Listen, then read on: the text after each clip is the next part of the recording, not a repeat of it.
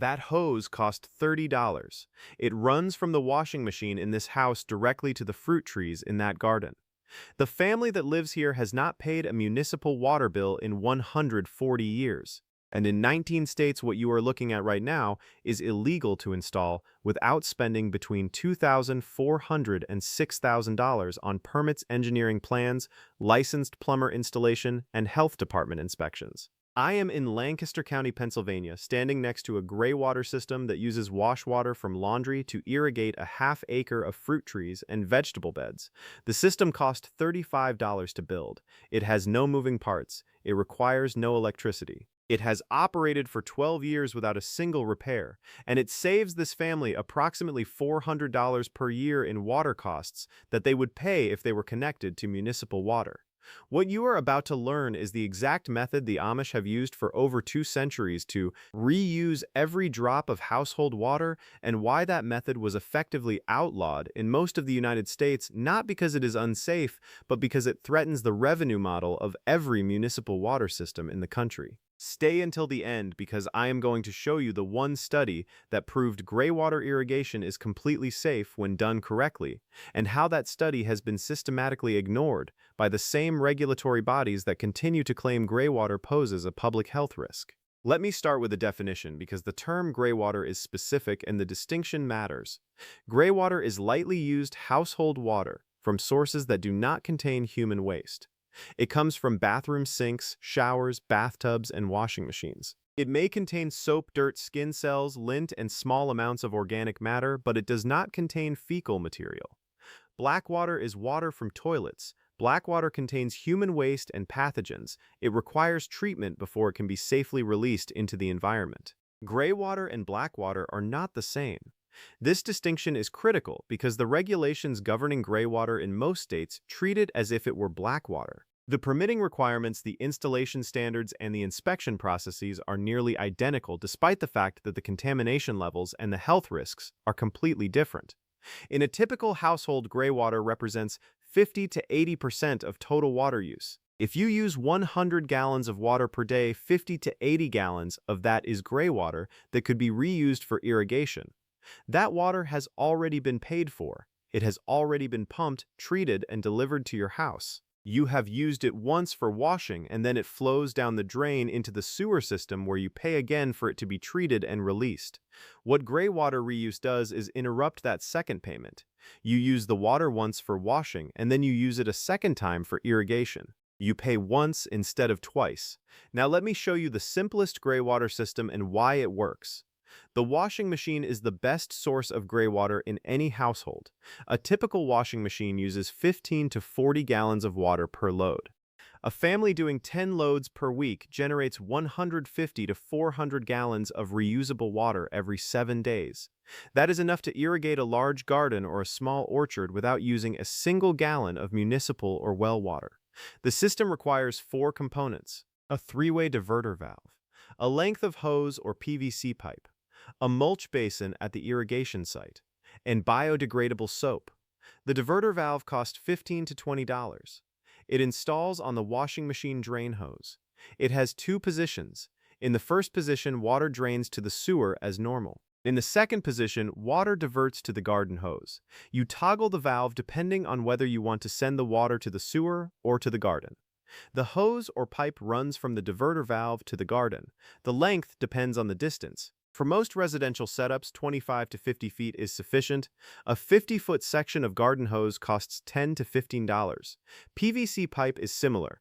Total material cost so far is $25 to $35. At the irrigation site, you create a mulch basin. This is a shallow depression 12 to 18 inches deep and 3 to 4 feet in diameter, dug around the base of a tree or at the edge of a garden bed. You fill the basin with wood chips, coarse mulch, or straw. The gray water hose terminates in the center of the basin. When you run a load of laundry, the water flows through the hose and into the mulch basin. The water spreads through the mulch, soaks into the soil, and is absorbed by the plant roots below the surface. The mulch serves 3 purposes. It filters the water as it percolates down. It prevents surface pooling, which would create mosquito habitat. And it provides a microbial environment where soil bacteria break down any soap residue or organic matter in the water. This is subsurface irrigation. The water never touches the surface of the soil. It never contacts the edible parts of the plant. It delivers moisture directly to the root zone where it is needed. The fourth component is biodegradable soap. Standard laundry detergents contain phosphates, surfactants, and synthetic fragrances that can harm plants and soil. Greywater safe detergents are biodegradable and free of harsh chemicals. If you watched my earlier video on making laundry detergent, the formula I showed you, washing soda, borax, and grated soap, is completely safe for greywater irrigation. Cost is about $10 per year. That is the entire system. $35 in materials, 2 to 3 hours of installation, zero ongoing cost except soap. The system works as long as you do laundry. Now compare that to the legal alternative in most states. To install a greywater system legally in states with restrictive codes, you need several things. A permit from the local health department. That costs between $200 and $500 depending on the jurisdiction. Engineered plans showing the system layout, soil percolation rates, and setback distances from property lines, wells, and water bodies. Engineering fees range from $500 to $1,500. A licensed plumber to install the system. Plumbers charge between $50 and $150 per hour, and a greywater installation typically takes 1 to 2 days. Installation cost is $1,500 to $3,000. An inspection by the health department after installation. Inspection fees are another $200 to $500. Total cost to comply with the legal requirements is $2,400 to $6,000. For a system that costs $35 in materials, the legal compliance cost is 68 to 171 times higher than the actual material cost. That ratio is not accidental. It is designed to make greywater reuse economically irrational for the average homeowner. If the barrier to entry is $6,000, most people will not bother. They will continue paying their water bill. That is the point. Now let me tell you why the regulations exist and who benefits. Municipal water systems operate on a revenue model. They sell water by volume. Every gallon you use is metered and billed. They also charge for sewer service, which is typically calculated as a percentage of your water use. If you use less water, they collect less revenue. A household that reuses 50% of its water through greywater irrigation reduces its municipal water purchase by 50%.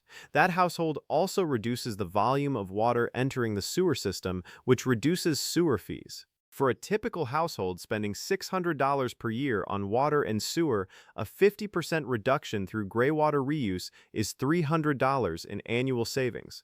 For the municipal system, that is $300 in lost revenue per household per year. Scale that across 10,000 households and the municipality loses $3 million annually.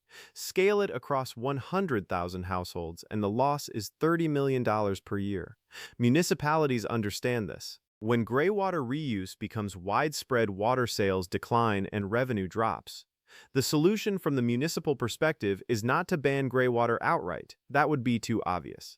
The solution is to regulate it so heavily that compliance costs exceed the value of the water saved. Make it legal in theory, but unaffordable in practice.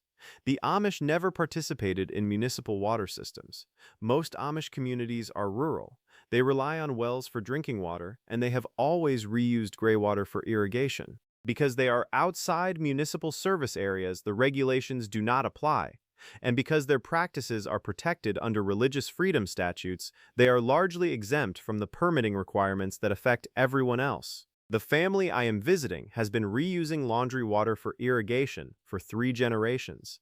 The grandmother told me her grandmother did the same. The system has never changed. Wash water goes to the garden. Rinse water goes to the orchard. Dishwater that does not contain grease goes to the compost pile. Bath water goes to livestock troughs for horses and cows which do not require potable water. Every drop is used twice. Nothing is wasted. The annual cost is zero. Now I want to address the safety question because this is the justification used for the restrictive regulations. The claim is that greywater contains pathogens that pose a risk to human health and that allowing untrained homeowners to install greywater systems will lead to contamination of soil and groundwater. That claim is not supported by the science. In 2010, the University of Arizona published a study on the safety of graywater irrigation. The researchers tested graywater from washing machines and showers.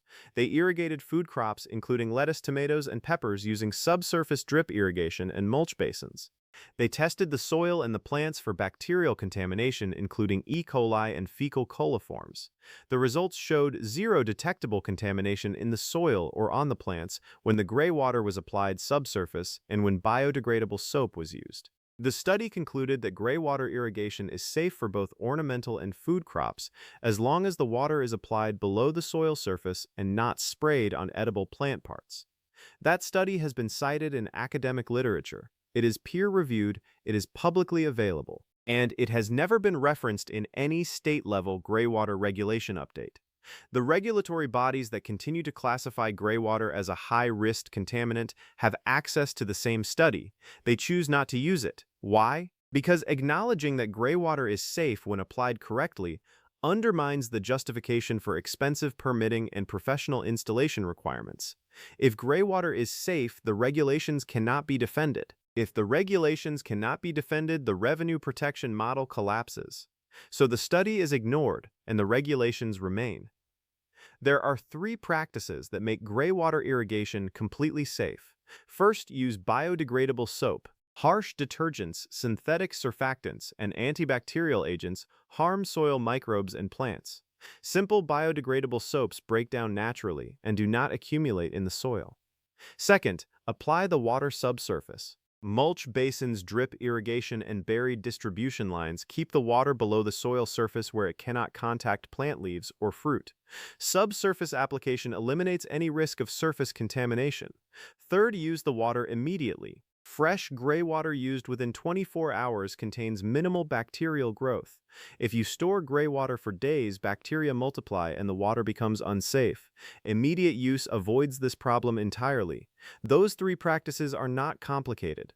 A homeowner can implement them without an engineering degree or a licensed plumber. But the regulations in 19 states assume incompetence and mandate professional oversight anyway. The cost of that oversight makes the system unaffordable. The Amish have been following those three practices for over 200 years without a single documented case of illness or contamination. Their system works because it is simple and because they understand the principles. They do not need a permit to know that subsurface irrigation is safer than surface spray. They do not need an engineer to tell them that fresh water is cleaner than stored water. They do not need a plumber to install a hose. Now let me show you the water savings in real terms. The family I am visiting uses approximately 80 gallons of water per day for all household needs. 40 of those gallons come from laundry showers and sinks. All 40 gallons are reused for garden and orchard irrigation. If they were connected to municipal water at typical rates, they would pay about 50 cents per 100 gallons for water and another 50 cents per 100 gallons for sewer. Total cost per 100 gallons is $1. 40 gallons per day reused is 14,600 gallons per year. At $1 per 100 gallons, that is $146 per year in water cost alone. Add sewer fees and the total is closer to $300 annually. Over 10 years, that is $3,000. Over 30 years, that is $9,000. The system that saves them $9,000 over 30 years cost $35 to build. Return on investment is 257 to 1. That return is only possible if you do not pay $6,000 for permits and professional installation. The regulatory cost destroys the economics entirely.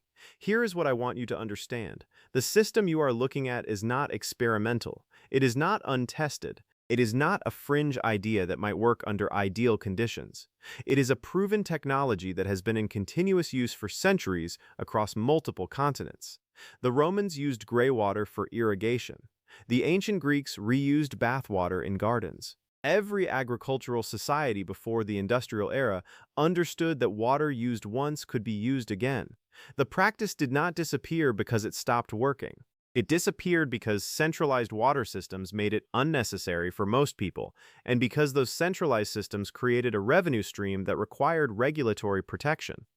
When municipal water became available, people stopped thinking about reusing water. The infrastructure was there. The cost was manageable. It was easier to pay the bill than to build a system. But the cost has increased. Water rates have gone up every year for the past 3 decades. Sewer fees have risen faster than inflation.